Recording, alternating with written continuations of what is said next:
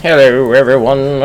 I'm Tim. Let's read some more Emerson today. It is number 5 from Nature. Number 5 is called Discipline. Discipline. It's not in there. In view of the significance of nature, we arrive at once at a new fact, that nature is a discipline. This use of the world includes the preceding uses as parts of itself. Space, time, society, labor, climate, food, locomotion, the animals, the mechanical forces give us sincerest lessons day by day, whose meaning is unlimited. They educate both the understanding and the reason. Every property of matter is a school for the understanding. Its solidity, our resistance, its inertia, its extension, its figure, its divisibility. The understanding adds, divides, combines, measures, and finds nutriment and room for its activity in this worthy scene. Meantime, reason transfers all these lessons into its own world of thought by perceiving the analogy that marries matter and wine. Nature is a discipline of the understanding and intellectual truths. Our dealing with sensible objects is a constant exercise in the necessary lessons of difference, of likeness, of order, of being and seeming, of progressive arrangement, of ascent from particular to general, of combination to one end of manifold forces. Proportioned to the importance of the organ to be formed is the extreme care with which its tuition is provided. A care pretermitted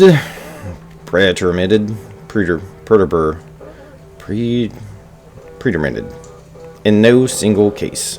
What tedious training, day after day, year after year, never ending to form the common sense. What continual reproduction of annoyances, inconveniences, dilemmas, what rejoicing over us of little men, what disputing of prices, what reckonings of interest, and all to form the hand of the mind, to instruct us that good thoughts are no better than good dreams, unless they be executed. The same good office is performed by property in its filial systems of debt and credit, debt, grinding debt, whose iron face the widow, the orphan, and the sons of genius fear and hate, debt, which consumes so much time, which so cripples and disheartens a great spirit with cares that seem so base, is a preceptor whose lessons cannot be foregone, and is needed most by those who suffer from it most.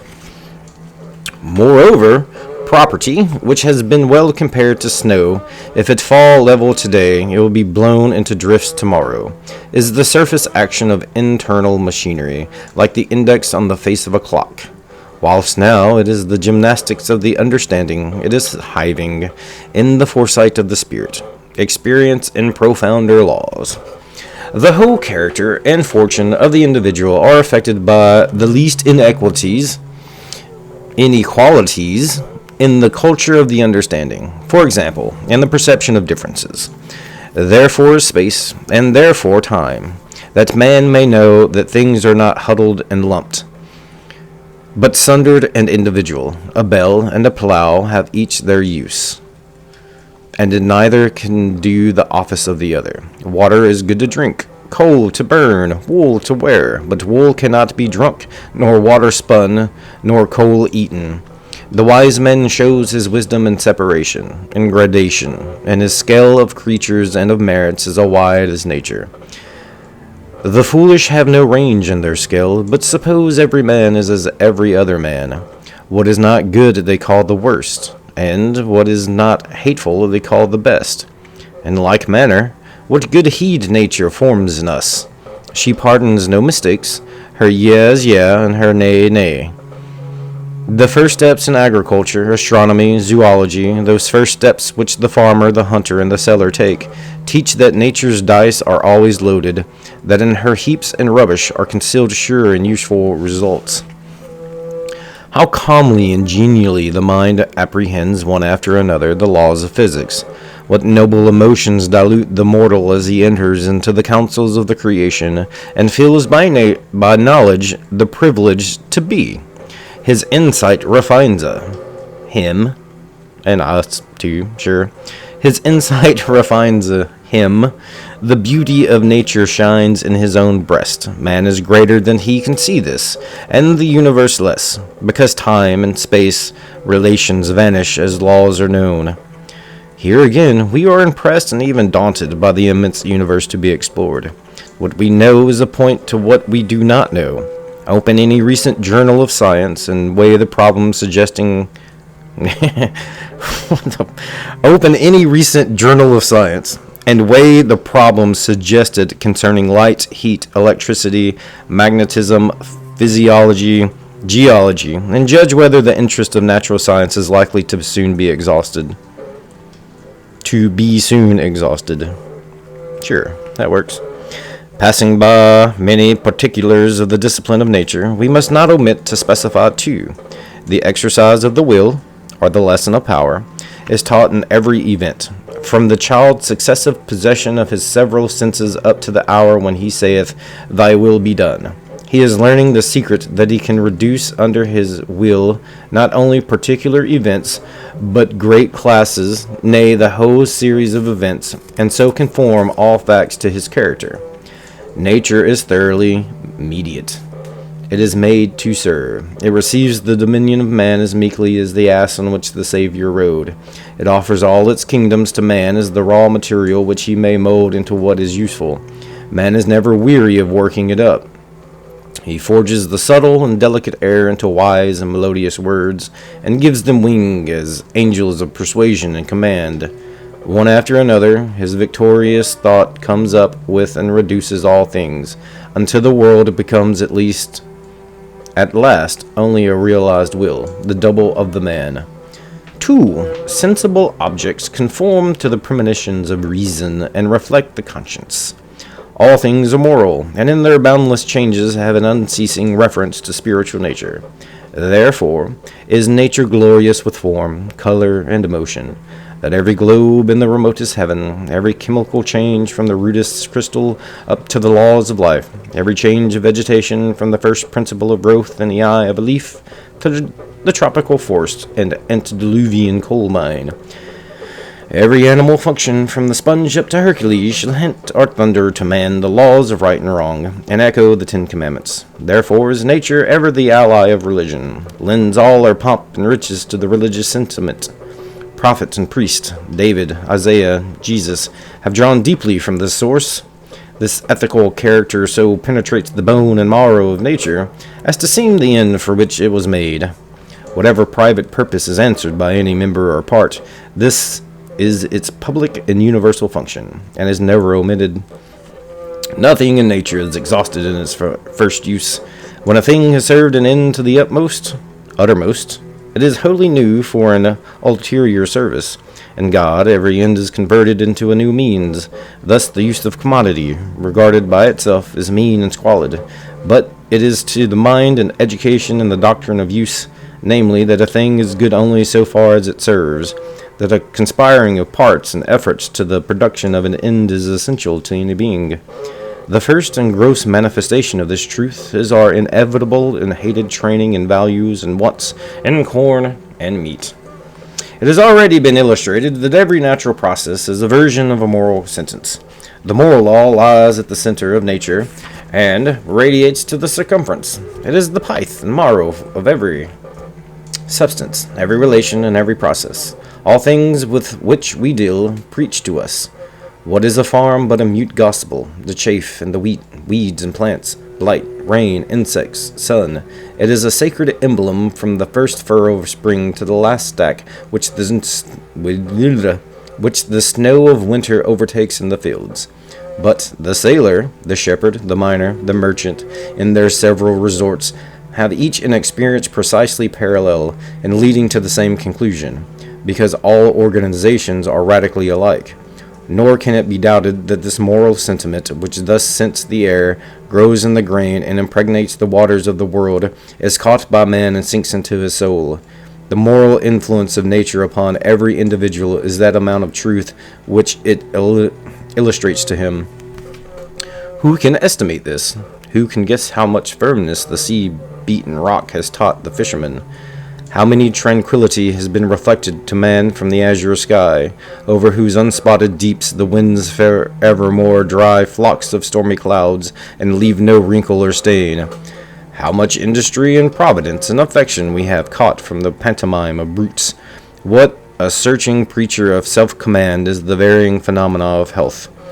Herein is especially apprehended the unity of nature, the unity and variety which meets us everywhere. All the endless variety of things make an identical impression. Xenophanes complained in his old age that, look where he would, all things hasten back to unity. He was weary of seeing the same entity in the tedious variety of forms. The fable of Proteus has a cordial truth. A leaf, a drop, a crystal, a moment of time, is related to the whole, and partakes of the perfection of the whole. Each particle is a microcosm, and faithfully renders the likeness of the world. Not only resemblances exist in things whose analogy is obvious, as when we detect the type of the human hand in the flipper of the fossil saurisch, but also in objects wherein there is great superficial unlikeness. Thus, architecture is called frozen music by de Stael and Goethe. Vitruvius thought an architect should be a musician. A Gothic church, said Coleridge, is a petrified religion. Michelangelo maintained that to an architect a knowledge of anatomy is essential. In Haydn's Oratorios, the notes present to the imagination not only motions as of the snake, the stag, and the elephant, but colors also, as the green grass. The law of harmonic sounds reappears in the harmonic colors. The granite is differenced in its laws only by the more or less of heat from the river that wears it away. The river, as it flows, resembles the air that flows over it. The air resembles the light which traverses it with more subtle currents. The light resembles the heat which rides with it through space.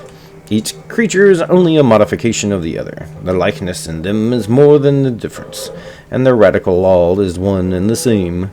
A rule of one art, or a law of one organization, holds true throughout nature. So intimate is this unity that it is easily seen. It lies under the undermost garment of nature, and betrays its source in universal spirit. For it pervades thought also.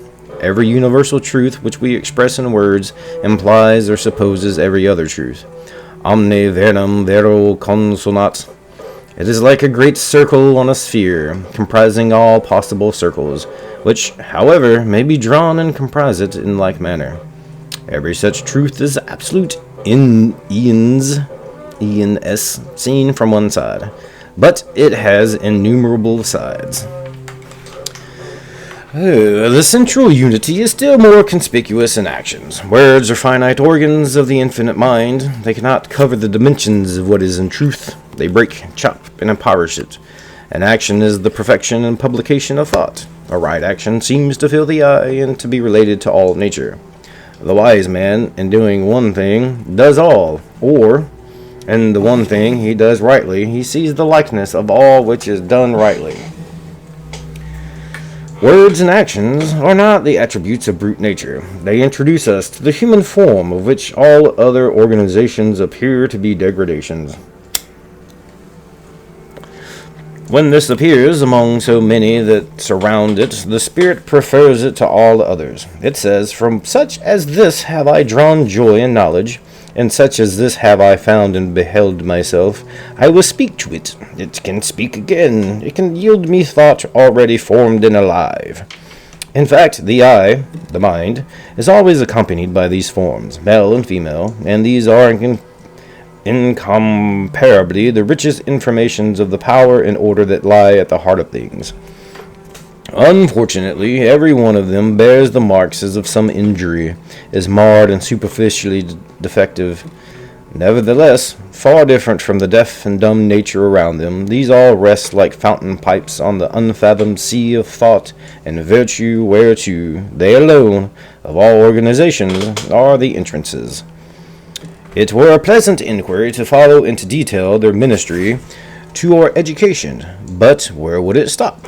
We are associated in adolescent and adult life with some friends who, like skies and waters, are coextensive with our idea, who, answering each to a certain affection of the soul, satisfy our desires on that side, whom we lack power to put at such focal distance from us, that we can mend or even analyze them, we cannot choose but love them. When much intercourse, not that tight, fucking pervs, with a friend has supplied us with a standard of excellence, and has increased our respect for the resources of God, who thus sends a real person to outgo our ideal, when he has, moreover, become an object of thought, and whilst his character retains all its unconscious effect, is converted in the mind into solid and sweet wisdom. It is a sign to us that his office is closing, and he is commonly withdrawn from our sight in a short time. Whew. Another good one. Discipline. The word no one wants to hear. That's all good. Well, thank you for joining me. And until next time, adieu.